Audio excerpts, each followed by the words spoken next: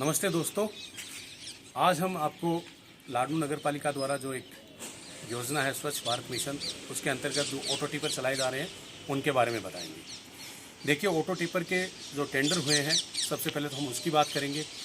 2020-21 के अंदर ये टेंडर हुए थे 22 लाख रुपए के। फिर लास्ट ईयर हुआ 2021-22 के अंदर 35 लाख रुपए का। इस साल ये हुआ है 2022-23 का 42 लाख रुपए का। मतलब अगर आप पिछले 2020-21 की कंपैरिजन करोगे तो ये हुआ है ऑलमोस्ट डबल। अच्छा, ये जो लास्ट ईयर हुआ, लास्ट तो 2 साल हुए ना टेंडर, तो वो हुए हैं हमारे जो चेयरमैन साहब हैं उनके रिश्तेदारों के। लास्ट ईयर जो टेंडर हुआ है वो तो बिना कंपटीशन किए ही हो गया, रिन्यू कर दिया उसको। टेंडर निकाला लेकिन कंपटीशन किसी को भी नहीं करवाया ना, और बिना उसके भी रिन्यू हुआ है। ये तो हुई पहली बात। अब देखिए बात, मेन समझने वाली बात, ऑटो टिपर की जो प्रोसेस है वो ये है कि ऑटो टिपर जो टेंडर होता है उसके अंदर जो ठेकेदार होता है उसका यही काम होता है, वो फर्म का यही काम होगा कि सिर्फ मेंटेनेंस करना, मेंटेनेंस और ड्राइवर उपलब्ध करवाना। मतलब बाकी टेम्पो हैं वो नगर पालिका के होंगे, और जो क्या नाम डीजल है वो नगर पालिका का, फ्यूल उसका है नगर पालिका का, और टेम्पो भी नगर पालिका के। तो इसके अंदर ये क्या करते हैं, 42 लाख रुपए का ये टेंडर है। उसकी मैं आपको डिटेल समझा देता हूँ। देखिए, 27 ड्राइवर रहेंगे टेम्पो के अंदर। एक ड्राइवर के 7,500 रुपये महीने की सैलरी देते हैं। तो 12 महीने का जो टोटल ड्राइवरों का जो सैलरी बनेगा वो होगा आपका 24,30,000 रुपये। पीछे बचे 17,70,000 रुपये। तो 17,70,000 रुपये ये देंगे मेंटेनेंस चार्ज। मतलब 5,600 रुपये पर मंथ के एक ऑटो पे आपके पड़ेंगे, जो उसके मेंटेनेंस है, जिसमें उसकी रिपेयरिंग है, या मतलब रिपेयरिंग ही मानो आप उसको। बाकी तो डीजल वगैरह तो ये दे ही रहे हैं नगर पालिका।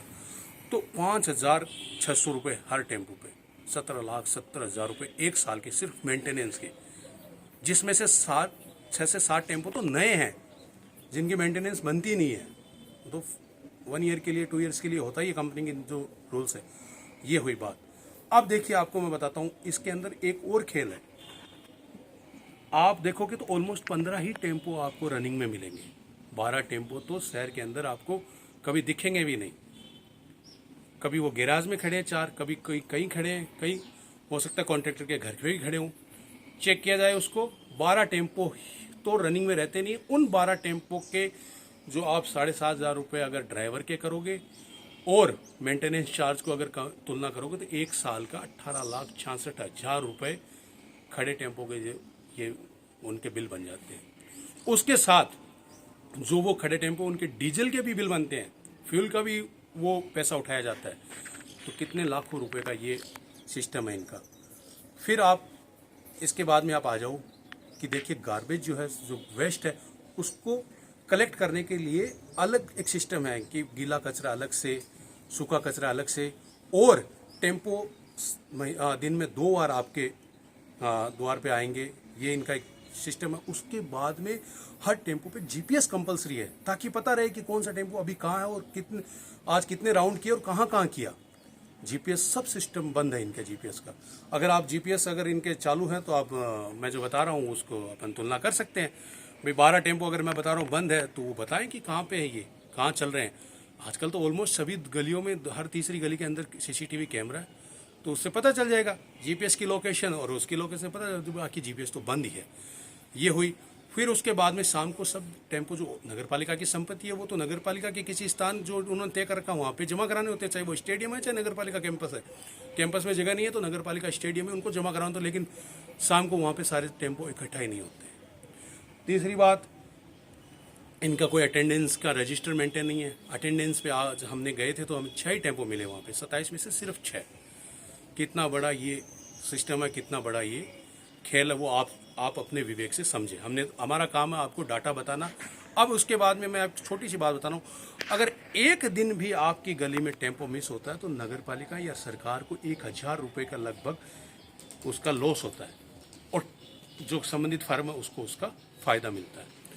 तीसरी चीज़, अब ये सब चीज़ें मैंने आपको बताई कि भाई क्या है क्या नहीं है। उसके बाद मैं आपको एक बात बताना चाहता हूँ, जो हमारे अधिकारीगण है म्यूनसिपलिटी के, और जो चेयरमैन सर है उनको, और जो हमारे बाकी के लाडनू के जो नागरिक है या अन्य जो भी हैं, उनको एक ही बात बताना चाहता हूँ कि स्वच्छ भारत मिशन के अंतर्गत मोदी जी ने जो ये चलाई है स्कीम। इसके अंदर हर शहर को स्वच्छ करने का इनका मिशन है।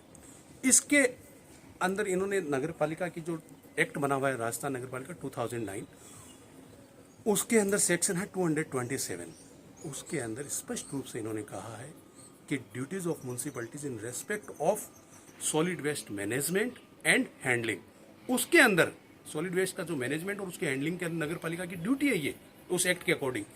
उसके अंदर इन्होंने ये सेक्शन दिया कि उसके अंदर एक रहेगा कलेक्शन, कचरा जो वेस्ट है वो कलेक्ट करेंगे। तो वेस्ट कलेक्ट के लिए उन्होंने ग्रेडिंग बनाई है, कौन सा जैसे रिसाइकल होने वाला अगर है प्लास्टिक का तो उसका अलग से होगा, नीला हरा जो लाल ये रंग के जो डब्बे होते हैं उसके अकॉर्डिंग ही ये कलेक्ट करेंगे। उसके बाद में ट्रांसपोर्ट करेंगे, जहाँ इनका डंपिंग यार्ड है वहाँ पे ले जाएंगे। उसके बाद उसको प्रोसेस करेंगे, मतलब छंटनी करेंगे, और जो वापस रिसाइकल हो सकता है उसको रिसाइकल करेंगे, और जो वेस्ट है उसको डिस्पोजल करेंगे। ये इनकी प्रोसेस है। लेकिन आपको ये चीज़ें कहीं दिखी यहाँ पे? ले जाके डाल देते हैं, जहाँ जैसा कचरा आपने डाला वो कलेक्ट कर लिया। आपको भी अवेयर नहीं कर रहे, पब्लिक को कोई अवेयरनेस नहीं कर रही है कि भाई आपको किस तरह से आपको वेस्ट डालना है कहाँ, और हमारे अंदर कैसे ग्रेडिंग से, मतलब टोटली एक भ्रामक सिस्टम चल रहा है। इसके लिए मैं आप सबको ये कहूँ जागरूक हो, और अगर ये आपको फैसिलिटियाँ नहीं मिल रही है तो इसकी शिकायतें आप आगे तक कीजिए, ताकि म्यूनसिपैलिटी के जो अधिकारी हैं उनको पता चले, और जो सीनियर है उनको भी पता चले कि भाई ग्राउंड पे क्या हो रहा है। क्योंकि ये तो रिपोर्ट भेजते हैं कि इनके हिसाब से तो लाडनो एकदम से पूरा क्लीन है, ज़बरदस्त, क्योंकि रिपोर्ट तो उनकी जानी होती है।